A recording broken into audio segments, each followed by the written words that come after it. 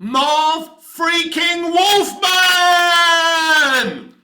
Now, male nerds and geeks, don't let your wives and girlfriends watch these videos. I mean, look at you and look at me. Now, personally, I don't want to keep them. I'll give them back when I'm done. Welcome back to Movies TV Mad. You can follow me on Twitter at Movies TV Mad. Smash the like button if you love me. Subscribe if you're new. Please have your say, and a very, very, very warm welcome to Thursday's edition of the DC Universe Daily. Yes, Marv freaking Wolfman wants to see the Batfleck movie. We're going to read his quote very, very, very soon. Now, I think Marv Wolfman, as well as being a DC Comics legend and icon, created the character Deathstroke. So, I'm sorry, Truth31, that YouTuber that doesn't speak an ounce of fucking truth.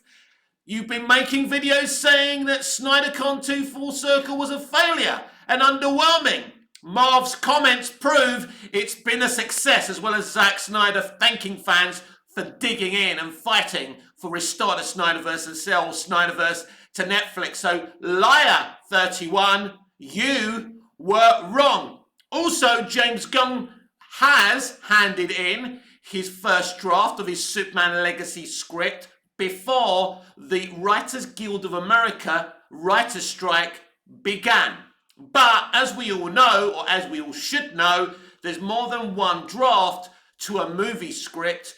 So with the Civil War still impending, is he allowed to go and write a second draft and a third draft? We'll get into it a little bit later on.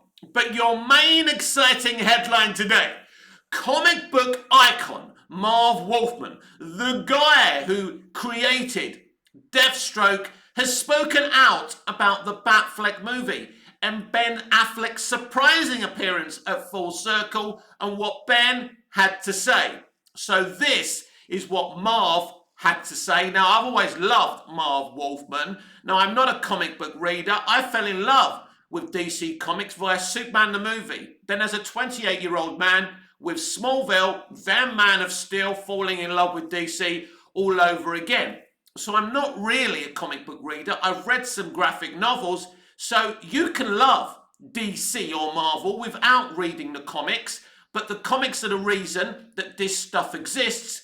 I just don't have the concentration to read stuff. I'm just being honest with you. But I know who Marv Wolfman is because I've got every DC documentary, and Marv is always there. And he's so passionate when he talks about DC and these iconic characters. So this is what he's had to say. Ben Affleck says he wanted to use Deathstroke in his aborted Batman film. Based on everything I've seen him direct, that would have been so incredible. As Deathstroke's writer, co-creator, so he's the co-creator of Deathstroke, you got to make that happen. Wow, wow, wow. Where are you, Truth31, Liar31? This post by one of the most iconic figures in DC Comics history tells you that Full Circle, SnyderCon 2, was not a failure, was not underwhelming, and it's basically re-inspired us as Snyderverse stands to keep on fighting. Don't worry, Zack Snyder, we're going to keep on digging in. And I will use this channel to keep on digging in, as well as updating and debating all the DC live action issues and headlines out there. Of course, as you know, I'm an all-round DC fan, not just a Snyderverse stan.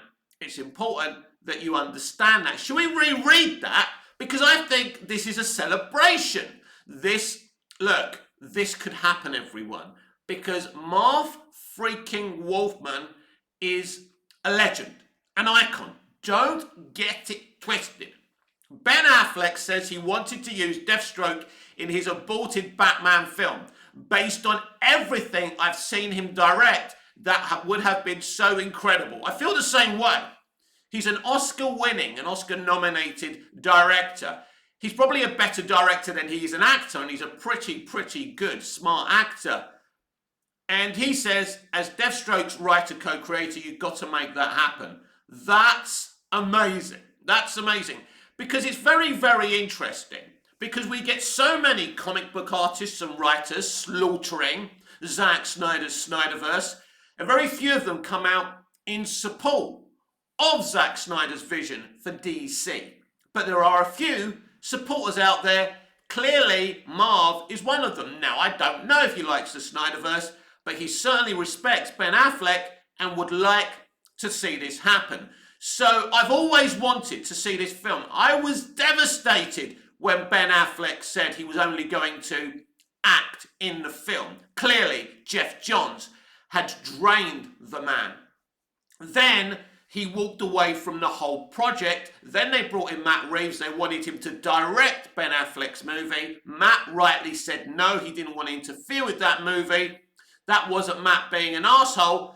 He wanted to do something of his own, but he didn't. He knew directing Ben Affleck in his own movie was going to be a problem. Ben had swept buckets in the concept, in the writing, in the framing of this film, as every writer-director does. It would have, as a director himself, he wouldn't want this done to him. So that's why Matt wanted to do his own thing. And he made a really, really good Batman movie. There's no reason, right? As I've always said, as long as Ben wants this, right? There's no reason why this shouldn't and couldn't happen. And when Marv freaking Wolfman, a fucking legend and an icon, I have to keep on reminding you of this. This isn't a journalist. This isn't James Gunn. This isn't a modern day new Hollywood director saying anything. This is Marv freaking fucking Wolfman. I am not putting you down by saying this, Marv. I love you. I'm a fan. You're the co-creator of fucking Deathstroke, one of the most genius characters ever invented. Deathstroke, not Deadpool. Deathstroke, right? So some people, thick people, say that Deathstroke's a rip-off of Deadpool. Fuck off, shut up, get some knowledge before you start talking. But Marv freaking Wolfman wants to see the Batfleck movie. And I think this is freaking amazing and exciting because he's a huge legend in the comic book industry. We always like to talk about negative aspects of entertainment these days and what negativity and toxicity the Snyderverse has faced, but this is an icon of the comic book genre and the comic book industry, and he wants to see the Batfleck movie. This movie was going to be amazing. Now, in terms of narratively, this film, I know, was supposed to come after Zack Snyder's Justice League Snyder Cut, Zack's original Justice League movie. This is why they set up Deathstroke in the end of the movie and Lex telling him who Batman is. That's all part of the story.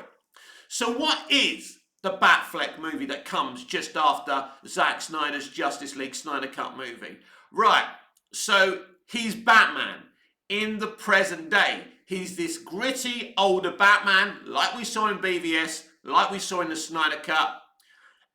And Jeremy Irons is his Alfred. That's another thing. You want to be able to use Jeremy Irons, and he ain't getting any younger. It would be a shame if this movie does get greenlit, as unlikely as this sounds, and Jeremy can't play Alfred. Jeremy is one of the best cinematic Alfreds of all time. Jeremy Irons is one of the greatest actors of all time.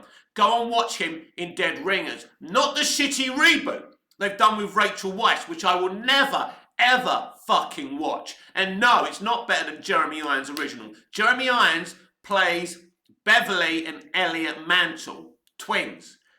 And it's basically about how separation is a terrifying thing. Brilliant. He's playing two different characters. They're crediting Ezra Miller, problematic Ezra Miller, for playing two characters in a comic book movie. If you ain't seen Dead Ringers with Sir Jeremy Irons, like Christopher Reeve, right? They're not sirs, but to me, they should have been knighted, right? So Sir Jeremy Irons is a legend, one of the best Alfreds, and we want to see him again.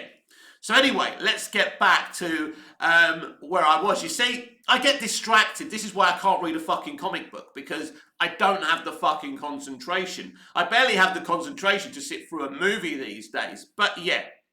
So now that Deathstroke knows who Batman is, now he wants his revenge because there's a history there prior to what we've seen in Man of Steel and BVS. He did something to fuck Deathstroke up. Now, Ben and Zach have spoken about this before, but I can't remember the details of that. So he wants his revenge. There's a personal thing going on between them. So what he does, he begins this psychological warfare, this psychological revenge.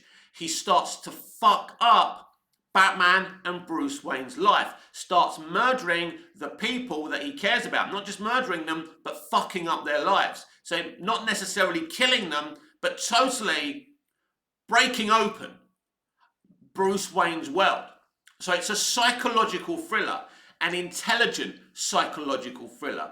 The script is immense, the concept was immense, and we did see that footage of Deathstroke when Ben was promoting the early stages of that movie. As Marv freaking Wolfman says, Ben Affleck is a great director in everything we've seen him direct and being. Very talented. He understands cinema. But even more importantly than that, like Matt Reeves, he is a Batman fan. He was a great Batman. You're going to see that in the Flash movie, right? I've got lots of different opinions about the Flash movie, but certainly his 5 minutes in the Flash movie is fucking sensational, especially in the Batman costume. And he does a lot of his own stunts. The man's a fucking legend. He may be the greatest Batman of all time. I don't like pinpointing greatest versions of characters. I don't have a favourite James Bond. I have many favourite James Bonds. I have many favourite Doctors. I have many favourite Batmen. And it will be difficult for me to separate Christian Bale or Michael Keaton or Ben Affleck. They're very, very different, but they're all very, very iconic in my opinion. And Robert Pattinson is also very iconic as Batman. So instead of putting down different versions to upscale my favourite one, I don't think I have a favourite one. No question, BVS is an amazing movie. I was watching it again yesterday. And people always say, oh, they killed Superman too soon. Well, it's very interesting because the experiment is, do you feel anything when you're watching it? Now, I don't know about you, but when I see the two funerals, the state funeral for Superman and the funeral for Clark Kent, I always cry. It always upsets me seeing Superman impaled by Doomsday. It's a big deal to me. And I enjoyed the film. I think it's one of the greatest comic book movies ever made. It may not be for you, it may not be perfect, it may not have bright colours and pigtails and strawberries and ice cream, but I enjoyed it because it's trying to say something about the world we live in. Men are still good, and that's a very uplifting emotional moment. You see Snyder deconstructing to reconstruct. That's the point. And if you don't get that, maybe you shouldn't bother getting up in the morning. But yeah, when you've got Marv Wolfman saying he wants to see a cancelled movie, I think we can say something is cooking. It's very interesting that Zack Snyder thanked the fans for digging in and confirmed he is interested in restoring the Snyderverse. That's what Zack said, everyone. So, full circle was not underwhelming. It was brilliant. What did Truth 31 want Zack to be doing? Standing on the fucking table, dancing, juggling, dressed as a clown. I don't understand. I didn't find it underwhelming. I found it interesting. I found it great that Zack was triggering people about his previous concepts about Lois and Bruce Wayne being lovers, or the whole idea of Ares or Zeus being a Kryptonian. I think that's very interesting, but it was never done to calm the funk down. But this is a very, very exciting development that Marv Wolfman is saying this because, as I say, this is not just a fan saying this. It's not just a famous YouTuber saying it or a director. This is an icon of the industry, and you can take that to the bank, and it'll be interesting if James Gunn responds to this. For example, if he was to say something stupid like Ben Affleck doesn't want to do this, he's going to get a lot of shit for it. If I were you, James, unless you're going to green light this today, shut the fuck up. That's my opinion on that. We will talk about James Gunn and Superman Legacy very, very shortly. So, as a fan of Batfleck, as someone who believes Ben still wants to do this, and if he wants to do this, if he doesn't, that's fine. We can all move on. But I don't believe he doesn't want to do this. Ben Affleck was developing one of the greatest CBMs of all time. A sequel to Zack Snyder's Justice League. A sequel to Batman vs. Superman, Dawn of Justice. And a very important part, by the way, of the Snyderverse. So, I want to see this. There's no reason, if Ben wants to do it, why we can't see this. Now, I was having people in my comments the other day saying, oh my God, you can't have 3 Batmen. Right. So, who's Batman in DC right now? So, at the moment, Ben Affleck is no longer Batman, right? After the Flash movie, because he's disappeared. He's vanished. That's why you would make the Batfleck movie an Elseworld movie and move the Snyderverse to DC Elseworlds, right? Because the Snyderverse exists somewhere. They're on an Earth somewhere, right? Even after the Flash movie. It's just that the DCU won't be dealing with that Snyderverse universe anymore. So you can have it on the Elseworlds. So, as part of James Gunn's new plan, you will have Robert Pattinson over on DC Elseworlds. You could have Batfleck over on DC Elseworlds. And then you have like the main brand new DC Universe Batman. That is 3 Batmen. But that's okay. Why not? Because in the comics, they do it all the time. They've got multiple versions of these characters. You know, the DCAU, the DC Animated Universe has multiple versions of Batman as well. It's not confusing. It's not a problem. Considering that in the Flash movie, we have Batfleck, we have Keaton Batman, there's apparently another version, I won't go into that because that's spoiler territory, as well in a quick cameo. But yeah, you can have 3 Batman, and let's be honest about this. Batman is the most popular character in comics right now. He still is. If you do an opinion poll right now, out of Marvel, DC, or any other comic company, Batman always comes up on top. He's more popular than Spider-Man, Superman, and Wolverine's, Spider-Man. He is the most popular one, even when comic books weren't a trend, when CBMs, when comic book TV shows weren't a trend. Batman was the most popular comic book character. In fact, before Smallville, the idea was to do a pre-Batman story instead of a pre-Superman story. I do want to get into Smallville. I want to talk about Rosetta. I want to talk about Talkville in yesterday's episode and how special it was to me as well, because Smallville is part of the reasons I'm a huge DC fan and I have so much DC knowledge.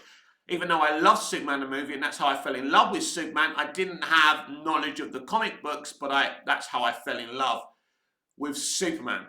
So absolutely, this is a huge revelation that Marv Wolfman wants to see the Batfleck movie. It's a very exciting revelation, unless you're part of the real DC fan crowd, the move on crowd.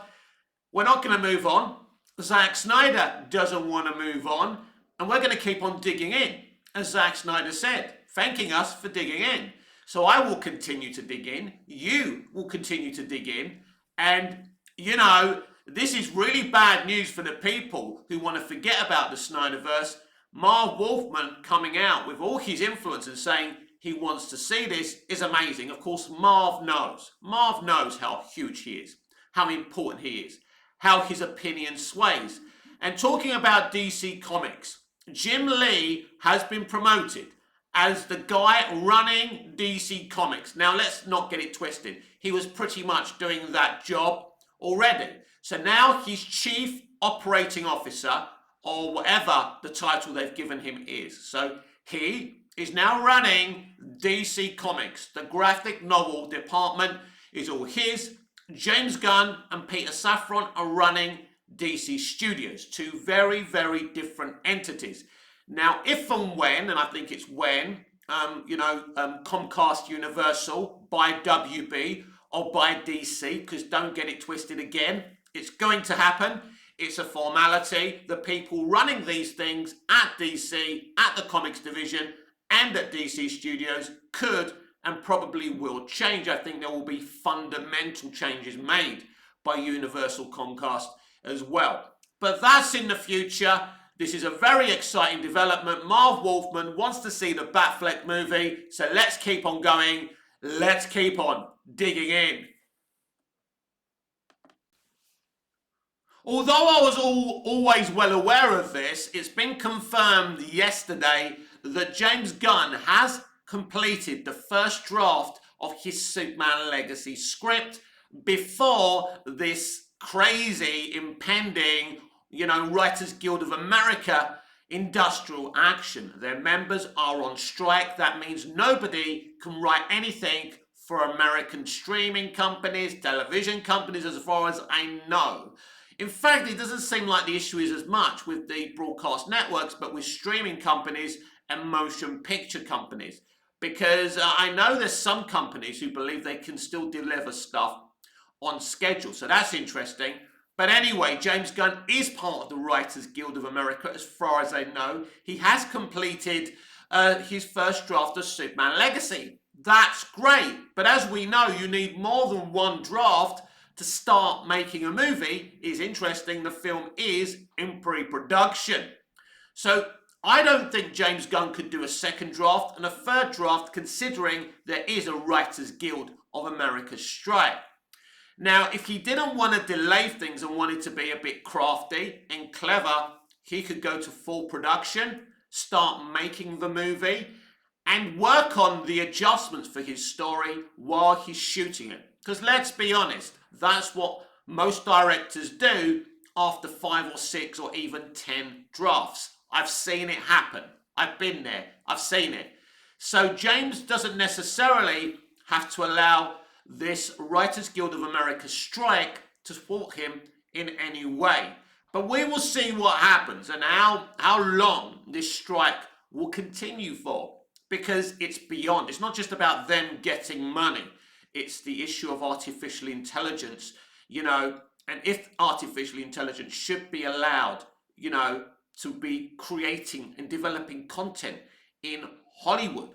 Do we want, as a consumer, this industry to become an automated service, right? Where they just call on writers as freelancers now and again. Well, the writers don't want this, and I won't consume any fucking shit that AI has touched at all. I've probably consumed shit already done by AI partially. That's probably why it's shit.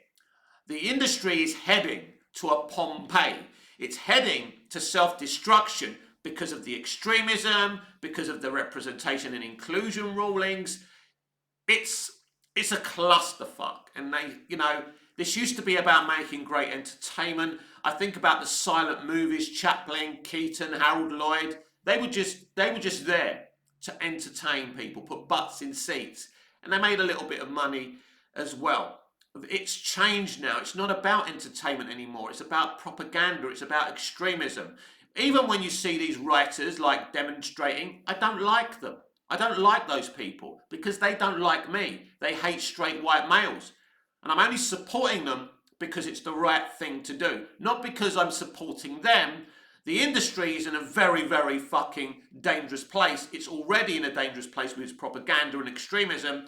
And we have to back the writers because that's the right thing to do. Because backing a multi-trillion-dollar bunch of conglomerates isn't the right thing to do. And I'll keep on talking about this every day until this issue is out there, explaining it to you and making you understand how dangerous it is automating the entertainment industry with artificial intelligence. And it's not just the entertainment industry, everyone. It's all industries are heading this way. And soon you won't be able to work because those fuckers from iRobot will be taking your fucking jobs. This has been the future we've been afraid of, and we have to fight it. We do have the power to do something about it, and we must do something about it. So, yeah, I don't think James Gunn can be writing more drafts of Superman Legacy, but the outline and the first draft is already there. I think it's very rare for someone to go into production with only one draft of a script, but he may actually do that. So we'll have to wait and see if he actually does that. So, but yeah, that's very, very exciting news. His first draft for Superman Legacy has already been written and handed in, and pre-production has begun of the movie. I mean, it's a very interesting thing. I wonder how you feel about Superman Legacy. Are you excited? Potentially Superman going after, going up against the Authority.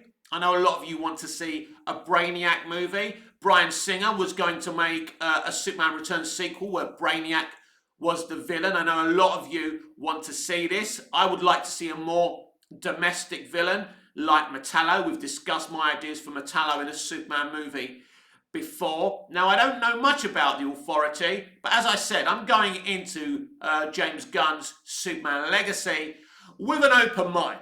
We're just going to have to wait and see what he does. I do have concerns, as you already know, but open mind, let's be positive, let's see what he can do. Any Smallville fans in the house? Well, I'm a huge Smallville fan. I always was and always will be. And every week, former Smallville actors, Tom Welling, who played Clark Kent, and Michael Rosenbaum, who played the best live-action Lex Luthor, do a podcast reviewing an episode of Smallville. Well, this week, they were reviewing one of the greatest episodes or pieces of content of comic book live action and Smallville history, and it was Rosetta. This was the first time that Christopher Reeve would guest star in Smallville. It was a fucking big deal. I think this was just prior or the early days of the Marvel Cinematic Universe. This was before comic book movies were doing these cameos all the time. It was a big deal. Now, I'm going to go on the record and say what I always loved about Rosetta was the way that Our Miles, the series creators, used Christopher Reeve. They didn't just wheel him past Clark as a quick, Stan Lee cameo. They gave him a character, but they gave him a vital, important character.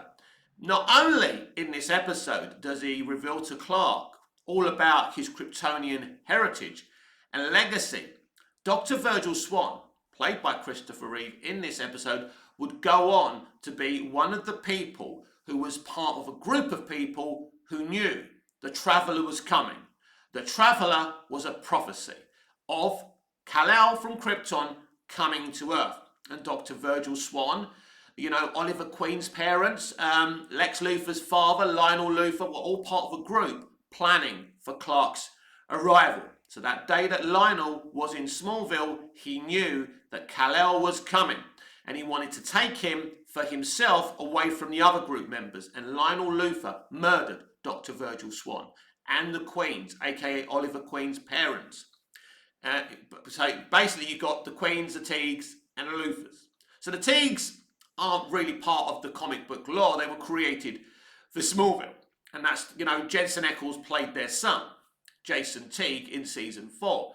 But as I say, what they did with Christopher Reeve was give him a huge role. He already had this iconic mythology as Superman. We all loved him for that, and he was really proud of that. Smallville was the only Superman show he ever guested on. He never was on Superboy. He was never on the Lois and Clark show. Our Miles called him, asked his representatives, would he be interested? He called them a couple of weeks later, and he was on the phone for ages to Al and Miles, or obviously not both of them, or maybe it was a speakerphone, right? And what was amazing, the creators of the show said, even though he had difficulty speaking and breathing, you couldn't tell by the phone. If you spoke to Christopher Reeve on the phone, it would take, they were really long phone calls. He was very, very passionate about Smallville. He loved Smallville, but he wanted his role to work, to be amazing. And if anyone remembers that episode, it was hugely emotional. And what struck me about yesterday's Talkville is how emotional and how tuned in to that episode Tom Welling was. He remembers going to New York with director Greg Beeman. He remembers the banter him and Chris had They had the same sense of humour. They were joking. Of course, they did the whole, they did the whole little advert thing after the episode because Chris had this foundation, didn't he, for stem cell research. So that was one of the stipulations of him doing it. But Chris was really into it, and his representatives threatened to call the police because he wouldn't leave. They said to him, we understand for health reasons you can't be here for long. And he says, I'll be here for as long as you want. And, he was fighting his own people because he was putting his life at risk by, not stopping. He wanted to do as many takes as possible and make sure it was right. So they said, if you don't leave now, I'm going to call the police. That's what Tom Welling said on Talkville. That's amazing. Talkville is very good because you do get a lot of revelations of what went on behind the scenes. We found out that the president of Warner Brothers Television wanted to sack Michael Rosenbaum as Lex Luthor, saying, you fire him to our Miles, there's other villains in the Superman comic books. And they had to say to him, listen, this is, Smallville is about Lex Luthor and Clark Kent. You can't get rid of him. Michael wanted better money and they were offering the lowest amount. So it became very problematic, but you couldn't get rid of Michael Rosenbaum as Smallville. I mean, we saw what happened once Michael did leave Smallville. So he was very, very important to the show. So great revelations, but I love the fact that Tom was very emotional about Christopher Reeve. He was grateful that Christopher Reeve came onto the show because that was the knighting of Smallville. Christopher Reeve saying this is a bona fide pre-Superman story and I enjoyed it and I respect it and I'm going to be involved, and it was brilliant. He returned in season 3 for an episode called Legacy, and then they did a memorial episode for him which he wasn't on because he died obviously, and that's the episode where in season 4 where Clark and Lana get on a private jet, a Luthor Corp private jet, and I think it's in Asia, and they're looking for the mysterious elements that basically are for Clark, but Clark doesn't realise they're for him. You remember all of that, right? And that episode was dedicated to Christopher Reeve. Smallville respected comic book lore, and they respected the live action history of Superman. So many fucking great cameos. And we even had a Star Wars cameo in Smallville. Yeah, Carrie freaking Fisher was in Smallville. And I think that's how her and Michael Rosenbaum became very, very good friends. As I said on Twitter the other day, I think it was her birthday or something. She always made us smile, Carrie, didn't she? A very, very special lady beyond someone who worked on Star Wars. So, yeah, it's on YouTube now. Go and watch it on Talkville. It was amazing to celebrate that. I mean, it really was. Great memories. I watched the episode myself. Not every day, but a lot. It's something that is as important to me as Superman the movie, Superman 2, Superman 3, even, Superman 4 that's not a great movie, Superman Returns, Man of Steel, BVS. It's iconic. It's 45 minutes of iconic storytelling. Our Miles are geniuses, absolute geniuses. I used to write an article on social media every day when Smallville was active on television called Smallville, the Saviour of Superman, because our Miles absolutely saved Superman. This has been Thursday's edition of the DC Universe Daily with me, Mick, your host with the most. Just ask your girlfriends and your wives. See me later, ladies. Send me a DM. I won't tell your boys and your men, I promise. So smash the like button if you love me. Please have your say. Subscribe if you're new. Smash the notification bell so you never miss this beautiful perfection. And I will see you again in the next video. So until I see you again, goodbye, au revoir, auf Wiedersehen.